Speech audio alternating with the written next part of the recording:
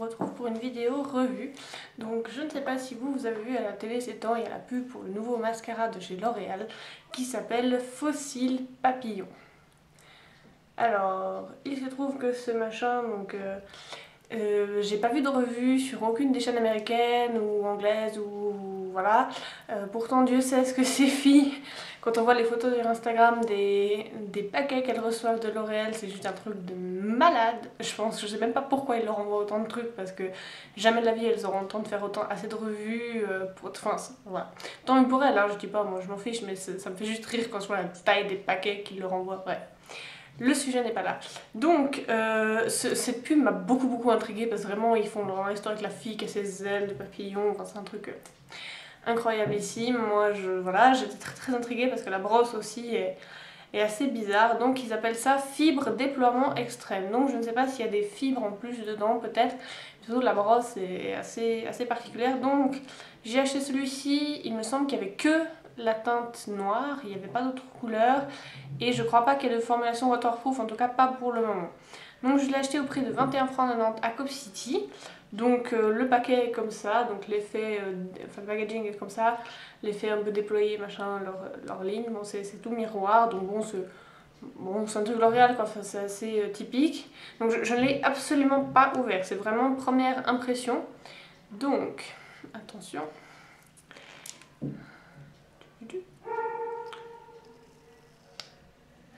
Alors la brosse se présente comme ceci. Donc en fait il y a des petites parties un peu en relief sur lesquelles il y a des brosses comme ça. C'est très bizarre. La formule a l'air plutôt pas trop liquide dans le sens que voilà, en la retirant la première fois du tube, il n'y a pas de paquet disons déjà sur la brosse, il n'y a pas besoin de l'essuyer ou comme ça. C'est pas mal. Donc bon, procédons au test.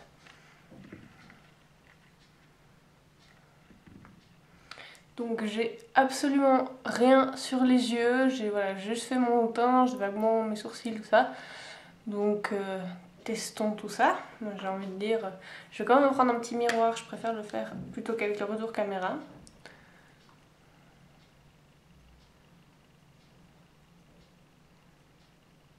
Donc je les ai pas recourbés, j'ai absolument rien fait.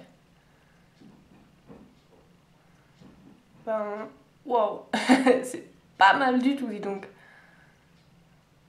Donc là, vous voyez cette partie un petit peu courbée. Donc j'ai mis cette partie-là plutôt contre mes sourcils, quoi. Enfin contre mes sourcils.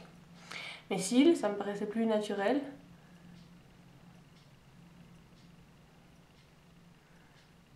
Mais en tout cas, il les sépare bien. Il n'y a pas de paquet. Je trouve que ouais, là, la différence entre les deux, du coup, c'est clairement visible. On voit bien l'effet. Franchement. On va voir comment ça s'applique en bas. Pour le plaisir, je vous fais l'autre œil.